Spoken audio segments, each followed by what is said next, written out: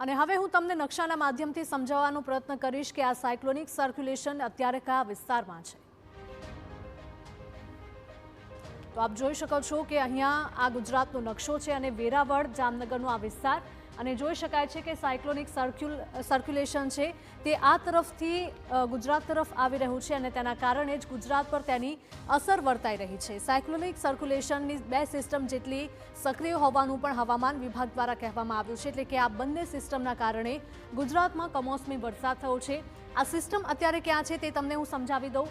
અહીંયા આપ જોઈ શકો છો કે ગુજરાતની એકદમ પાસે એટલે કે સૌરાષ્ટ્રની પાસેનો આ જે વિસ્તાર છે ત્યાં આ સિસ્ટમ જોવા મળી રહી છે અને ધીમે ધીમે આ સિસ્ટમ છે તે નબળી પડશે, પરંતુ ચોક્કસથી તે ગુજરાતના વાતાવરણમાં પલટો લાવી રહી છે। અહીંયા જોઈ શકાય છે કે આગામી સમયમાં આ સિસ્ટમ ક્યાં જશે તો તે વેરાવળના અત્યારે જે પરિસ્થિતિ આપણે જોઈ રહ્યા છે કે કમોસમી વરસાદ વરસી રહ્યો છે, ભારે પવન પણ ફૂંકાયો હતો ગઈકાલે અને તેને લઈને જ અહીંયા વેરાવળથી આ વાવાઝોડું છે એટલે કે આ જે ટ્રફ છે તે સક્રિય થયું છે અને અહીંયાથી પસાર થઈને તે થોડુંક દક્ષિણ તરફ જઈને ફંટાઈ શકે છે તેવી આગાહી હવામાન વિભાગ દ્વારા આપવામાં આવી છે।